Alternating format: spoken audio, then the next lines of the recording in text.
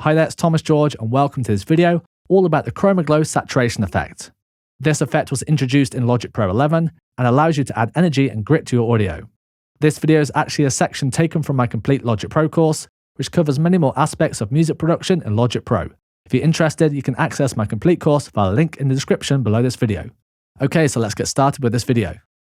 Hi there and welcome to this section where I'm going to explore ChromaGlow. This is a saturation and distortion plugin, and this effect is based on hardware units.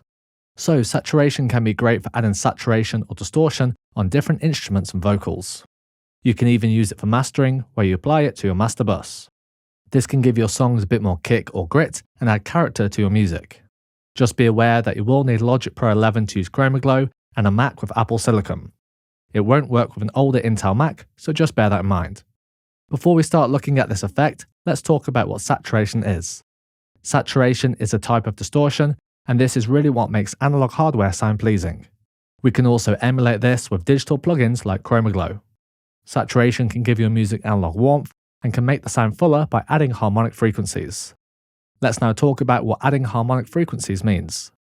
The best way to explain this is with a test oscillator. So in Logic Pro, we can add a test oscillator by going to the effects slot and going down to Utility and Test Oscillator.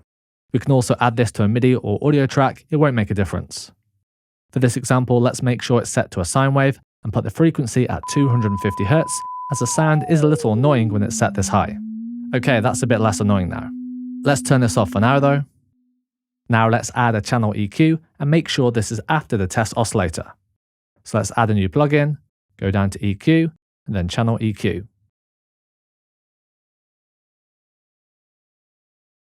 Now let's turn on the test oscillator, and you'll be able to see that this is given as a frequency at 250 Hz.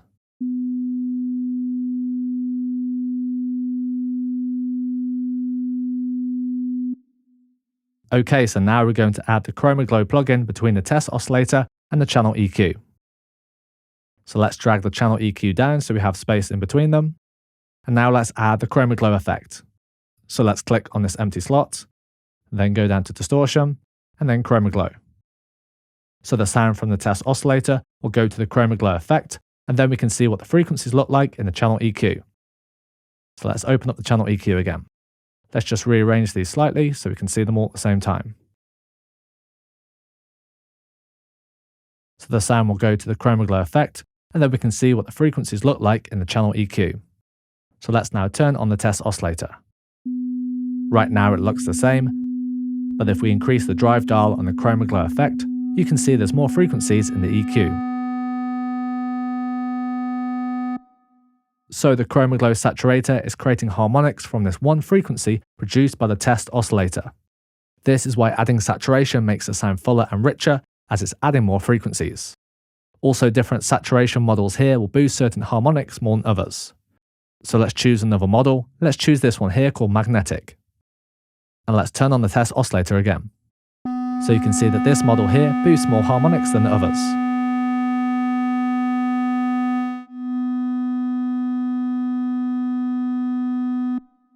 So you can add saturation to anything in the mix that needs to sound a bit thicker. It can often be used on bass, electric pianos, drums, or even vocals. However, just remember it's not needed on every individual track in the mix.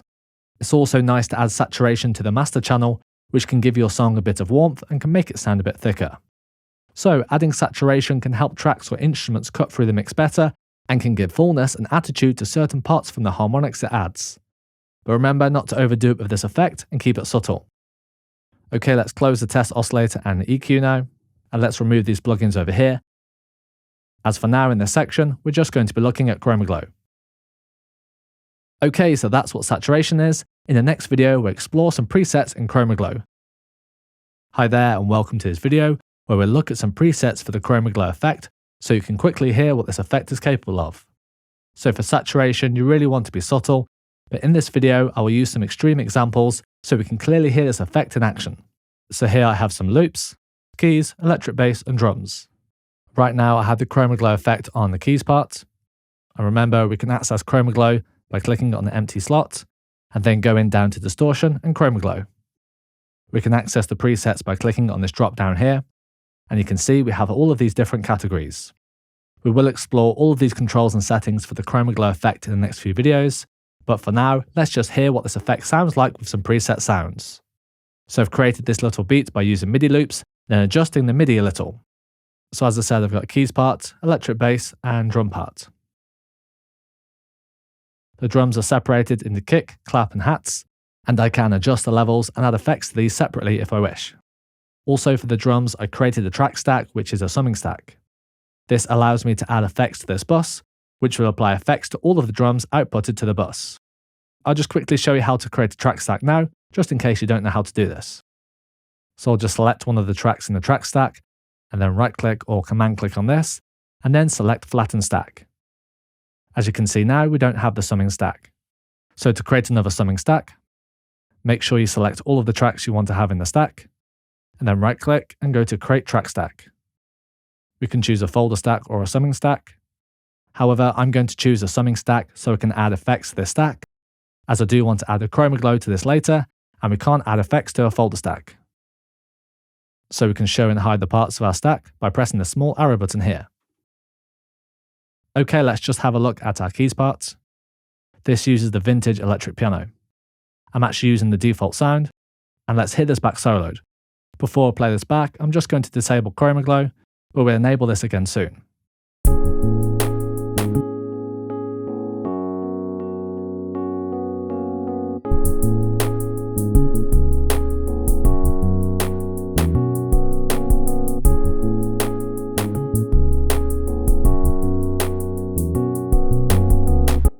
Okay, let's now close this electric piano, and let's turn on ChromaGlow and open this up. Let's now click on the preset drop down again, and for this, let's go to the keys category. I'm now going to play this back and have a listen to a few of these.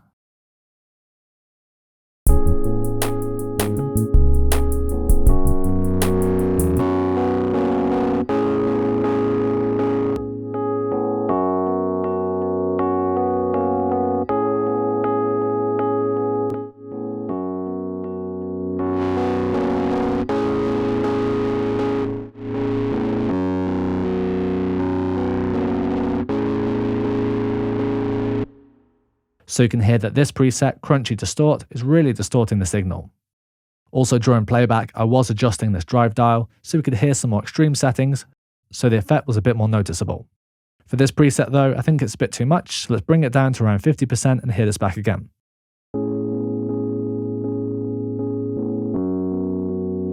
That sounds a bit more usable to me. Now let's A/B this, so let's play this back and turn on and off the plugin.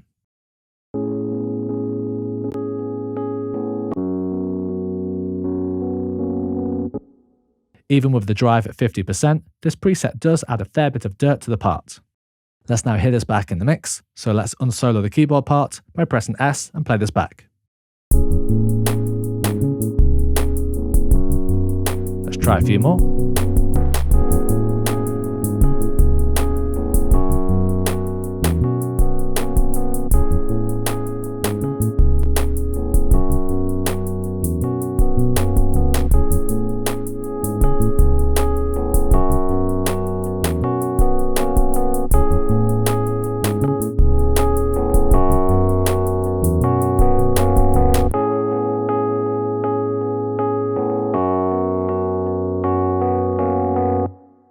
You may have noticed there we're getting a lot more bass boosted with this slow and warm preset.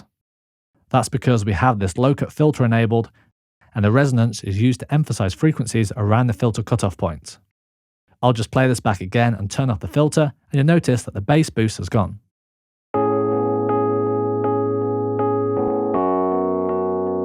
And let's turn it back on. I do quite like this bass boost, but it is a bit too much. So let's put the resonance down to 2.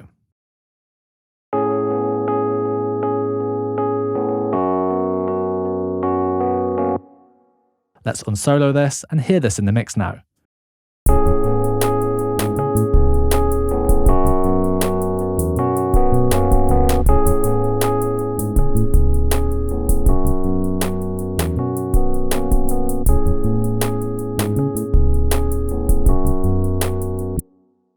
Okay, I think this preset works well if the resonance is pulled down a bit, and also the drive decreased a bit. Adding the ChromaGlow sounds nice on this keys part, it's brightening the sound and adds a bit of dirt. However, this part is louder with this ChromaGlow preset. Often we can think something sounds better just because it's louder, and this can lead to poor mixing decisions, as we might choose something because it's louder rather than it improving the sound. So let's pull the level out down a bit.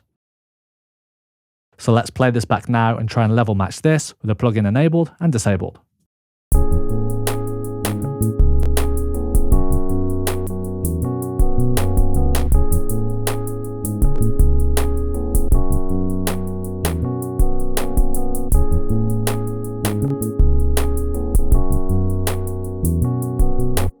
Okay, the level's about the same now with the ChromaGlow effect on and off. Okay, let's now add ChromaGlow to the bass part and have a look at some bass presets. So let's close ChromaGlow for the keys part, and now let's select the bass part. And now let's select an empty channel slot here. And remember, we can add ChromaGlow by going to the distortion category, or we can see it's up here in the recent area, so let's add it from here. So let's now solo the bass part and listen to this back.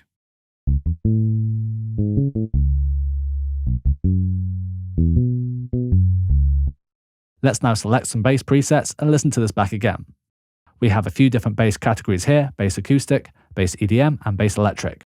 For this, let's choose bass electric.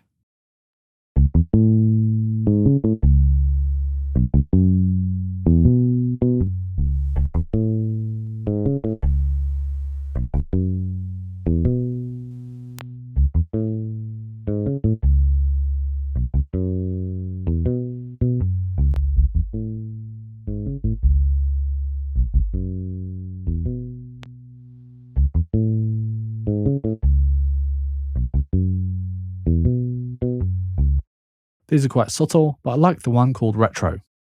However, as I said, we don't really want to overdo it with the saturation effect, so a subtle effect can be good. Let's now play this back in the mix.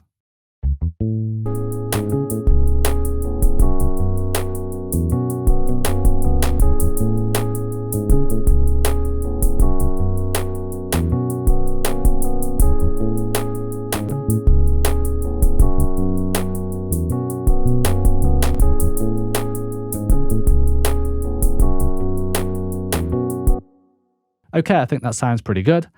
Let's now add the ChromaGlow effect onto the drum bus. So this will affect the kick, clap, and hi-hat all at the same time. Again, let's select the drums track and choose an empty slot here and select ChromaGlow. Let's click on the preset drop down again, and now let's go to drums. Let's choose this first one, 1920s fade.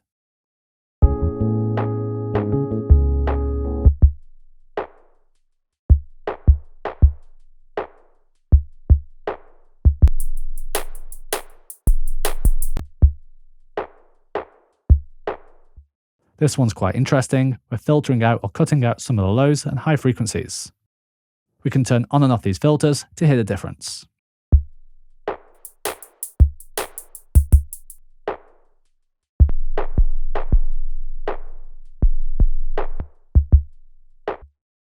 Okay, let's try another preset.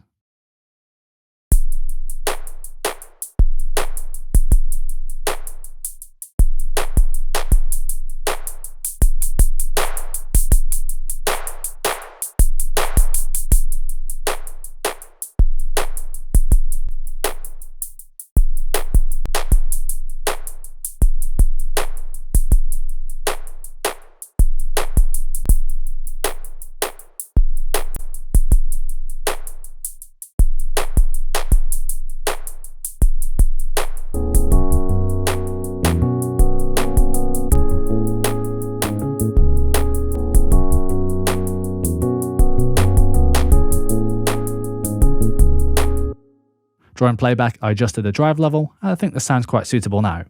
When adding effects, especially more subtle effects like saturation, I think it's a good idea to start with more extreme settings so you can clearly hear the effect, and then dial it back to something more suitable. So for this preset, when the drive is at 100%, it was a bit too much, so I pulled it back down to around 58%, and this sounded more suitable. Okay, so let's hear another preset. Let's try bass bumper.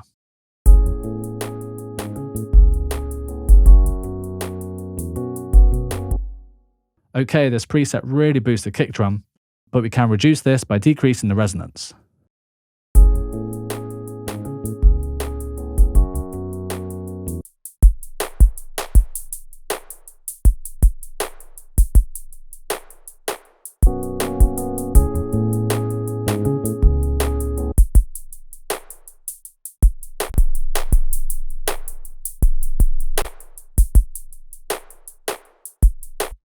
Okay, that sounds a bit more suitable now.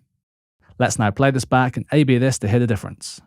I also recommend level matching this as well. So let's play this back and turn the preset on and off, and then try and balance the level with level out. It is a bit louder, so let's turn it down.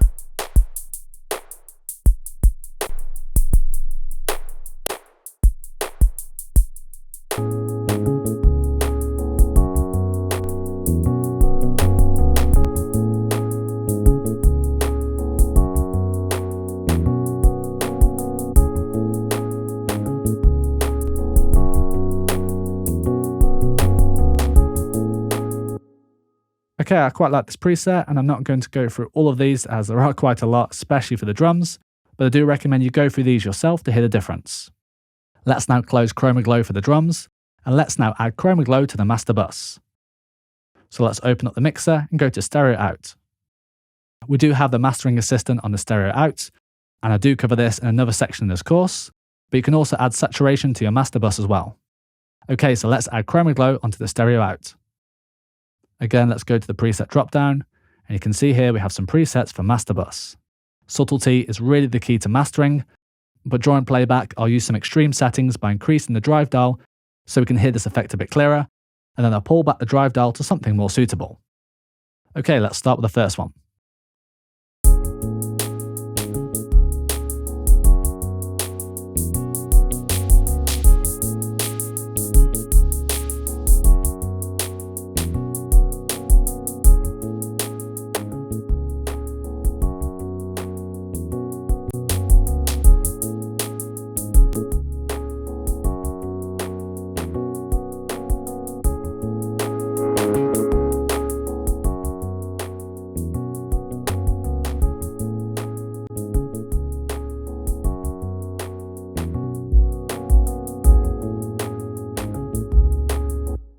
This preset bump in the low is a bit much for mastering.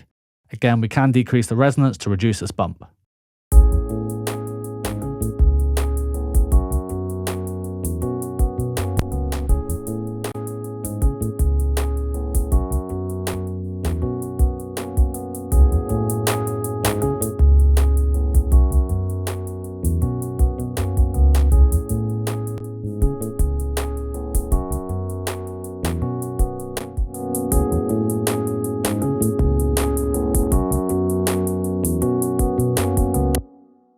This preset club track is quite nice. It's boosting the highs and lows and adding a bit of grit.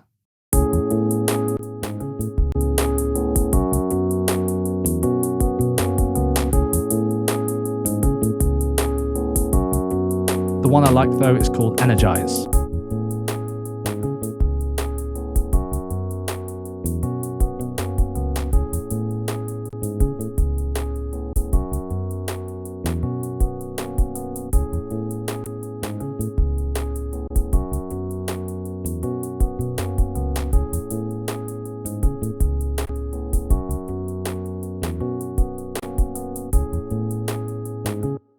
This preset is a bit more subtle, but it gives the track an analog warmth. I also set the drive to 40% as I think this is quite a suitable level. Again, I recommend testing out some of these presets yourself to hear the difference. For now though, let's disable the ChromaGlow on the master bus, as we will be looking at this effect on the individual instruments in the next few videos. So hopefully now you can hear what the ChromaGlow effect is doing and how it can be useful when added to audio, including instruments and the master bus. Next I'll show you what all the different settings do in this effect. So starting with presets is great, but you'll often need to tweak the preset sounds, and I'll show you what all these different settings do in the next few videos. Okay, so now that we've looked at some preset sounds, let's check out the controls in ChromaGlow. I'm going to first of all demonstrate this on the keys part. So let's select the keys track here, and then click on the ChromaGlow plugin to open this up. So in this video, we're going to look at drive, model, and style. We've already looked at drive, but I'll go over this again in case you missed the last video. This dial here allows us to set the amount of saturation that we will be applying. This goes from 0%, so no effect applied, to 100%. Before we play anything back, I'm just going to disable the low cut and high cut filters down here. We will look at these in detail in the next few videos, but for now I want to hear the sound clearly and not filter these frequencies. Okay, so let's solo this track, and then play this back and adjust this drive dial to hear the difference.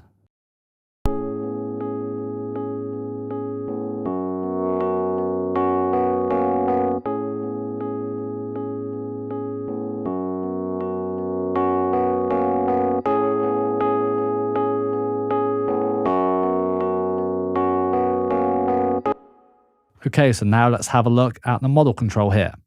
ChromaGlow has been modeled from different hardware units, and we can see the different models here in this drop-down. Let's briefly talk about these different models. I do recommend testing these out yourself, but I'll just go over the differences quickly now. First we have Retro Tube. This is good for vintage vibes and emulates a single stage vacuum tube. This is also the model we were listening to previously. Then we've got Modern Tube. This gives you heavier distortion when you use higher gain settings. This model will also give you more harmonic richness than the Retro Tube. Let's play this back now to hear the difference.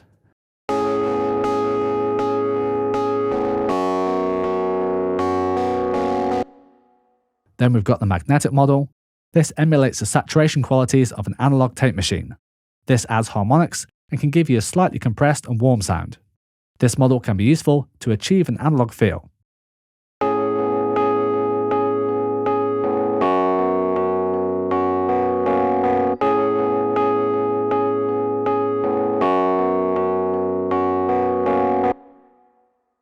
Then there's Squeeze. This emulates the saturation you can get by pushing a compressor. This can create harmonic distortion and can add colour to the tone and can add warmth.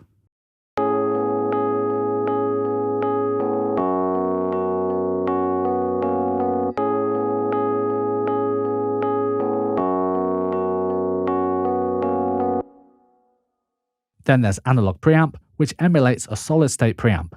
This can make your audio sound like it was recorded with an analog preamp. Let's hear this back.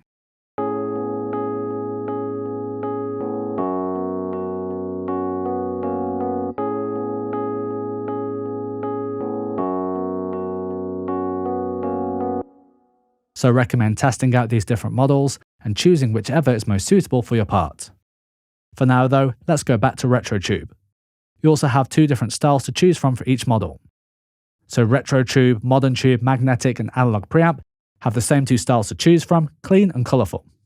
The colourful style will sound more colourful as it introduces more harmonic saturation. So with this style we can hear the saturation effect a bit more than the clean style.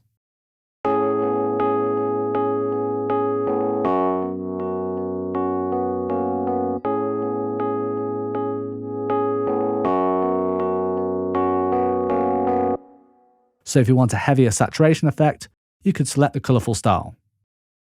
For the Squeeze model, we have different styles, soft press and hard press.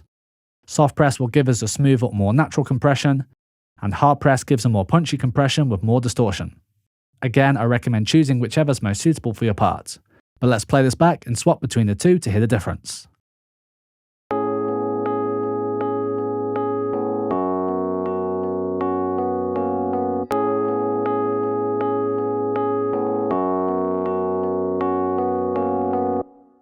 Okay, so that's drive, model and style. Next, let's continue looking at this effect, where we look at bypass, level and mix. Okay, so now let's look at bypass, level and mix. So that's this area over here on the right. Let's first look at bypass below. We can turn this on and off with this button here. With this enabled, frequencies below this number will not be saturated. Right now, it will not apply saturations to frequencies below 510 Hz. So let's play this back, and I'll enable and disable bypass below during playback to hear the difference.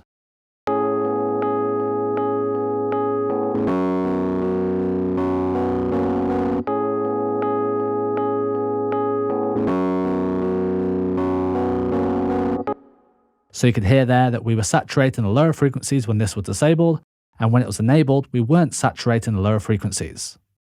So let's now move this to 1000 Hz, and now it won't apply the ChromaGlow effect to anything below this number.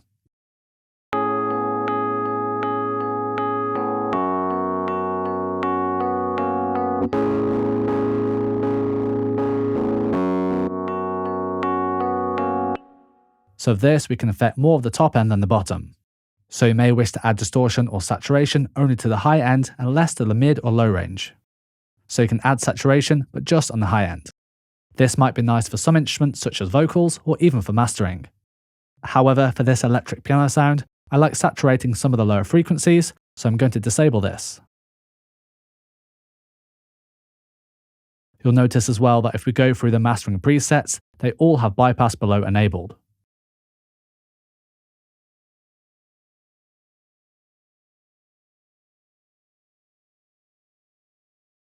When adding saturation to a master bus, you don't really want to be saturating the lower end, which is why all of these presets have bypass below enabled. So it will sound better or more appropriate for mastering with this enabled. Okay, let's now have a look at level in and level out, and let's demo this on the bass part. So let's select the bass track and open up the ChromaGlow plugin here. Let's also unsolo the keys part from before. The level in and level out allows us to adjust the input and output levels. With the level in control, we can set how much audio is going into the effect. So if you want a really distorted effect, you could increase the level in. So let's solo the bass track and play this back now, and I'll increase the level in and out.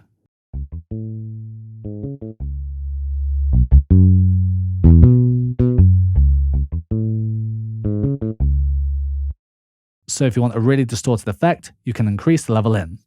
Then we can adjust the gain level with a level out. With this, you can compensate for the increased gain level by turning down a level out. As I said before, you really want your plugins to be at the same level with them enabled and disabled, as this helps with mixing decisions. Let's now play this back and adjust the level out.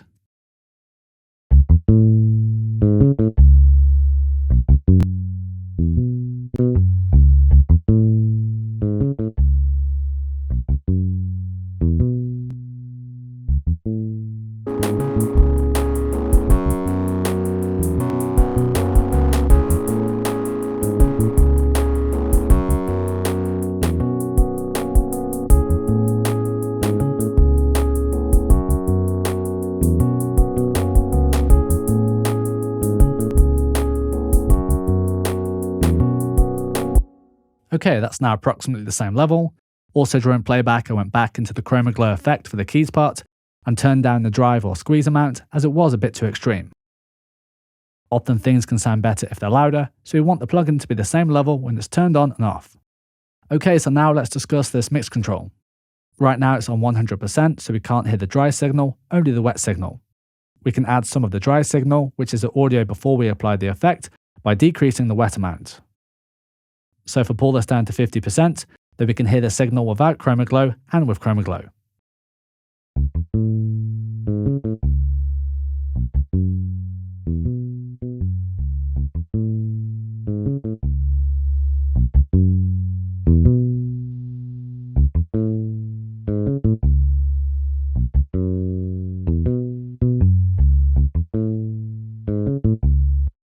Blending the wet or dry signal like this can give us a different sound or character. This is also a bit like parallel compression. This is where you heavily compress a signal and then blend a bit of the wet signal with the dry signal. So we can do the same kind of thing here if we wish. So we can blend some of the heavily saturated signal with the dry signal.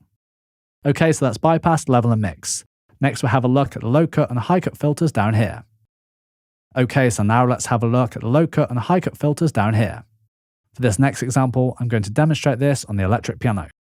So let's click on the keys track and then open up the ChromaGlow effect. So these filters here will filter the wet signal or the signal with the ChromaGlow effect applied. For this example, let's make sure the mix is on 100% and let's turn on the low cut filter. Now anything below this cutoff frequency will be cut or filtered. Let's now solo the keys part and play this back. During playback, I'll adjust the filter cutoff frequency so you can hear the difference.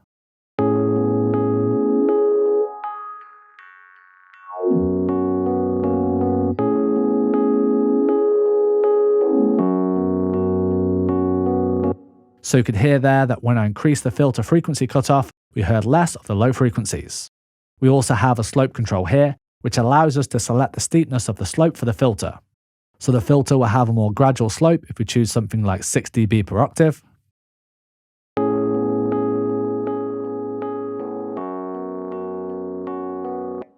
and it will have a much steeper slope if we choose something like 48 dB per octave. This will give us a hard roll-off.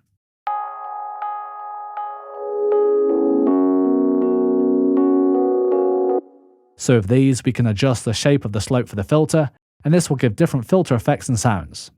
So choosing a different filter slope can produce a different sound. But for now, let's leave this on 48 dB per octave. Okay, let's now have a look at the resonance control. I'm going to demonstrate this on the electric bass.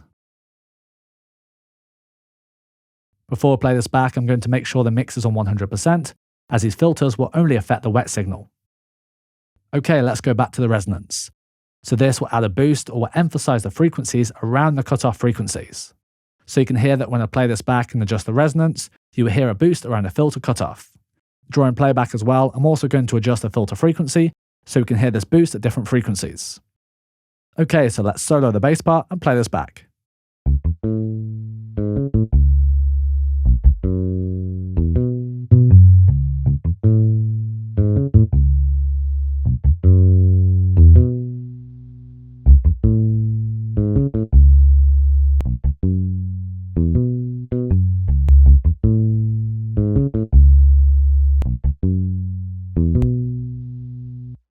So adding some resonance can be useful to boost frequencies around the filter cutoff. However, if you have too much resonance, it can sound a bit too extreme.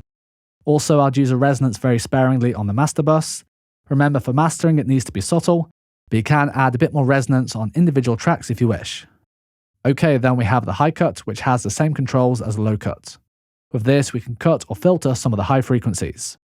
Let's demonstrate this on the drum bus, as this will be easier to hear the differences as there are more high frequencies from the hi-hat part compared to the bass part. So let's unsolo the bass, select the drums track, and then open up ChromaGlow. Again, let's make sure the mix is on 100%, as these filters will only filter the wet signal. So let's solo the drums, and I'm going to play this back and adjust the settings for the high cut and also a low cut filter.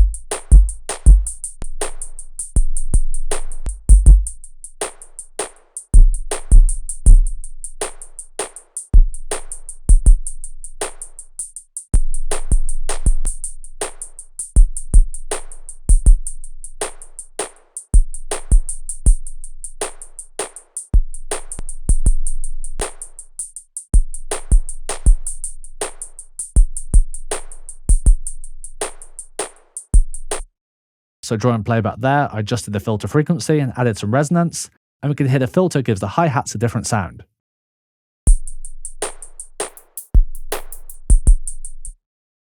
I also added some resonance for a lower frequency, which emphasizes the kick drum. It was a bit extreme at first, so I lowered the resonance to 2. Again, we can adjust the slope, which can give us a different sound if we wish.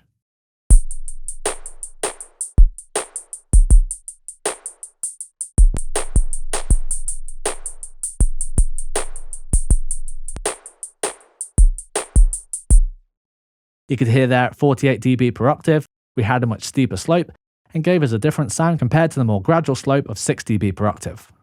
And there's one more thing I want to show you, and that's pre and post for the filter. So with these, we can apply the filter before or after the saturation effect. So pre means the filter will be applied before the saturation effect, and post means the filter will be applied after the saturation effect.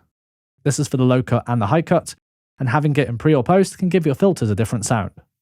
These do sound very similar on these drums, but they are quite different for the keys part, so let me show you this now. So let's unsolo the drums, select the keys, solo these, and open up ChromaGlow. Let's now play this back, and during playback, I'll swap it between pre and post.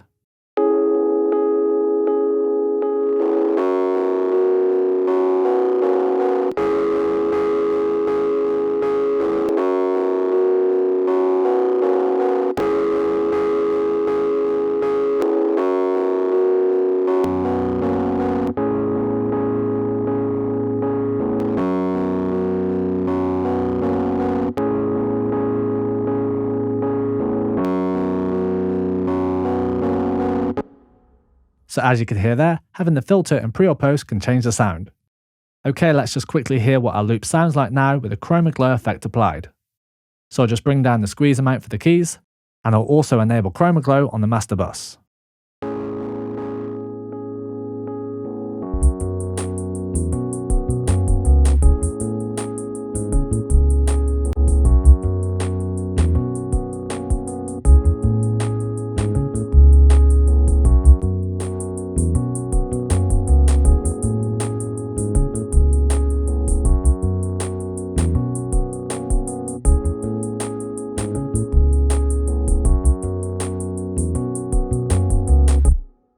Okay, so ChromaGlow can add a bit of energy or grit to your audio, and I do recommend testing this out yourself.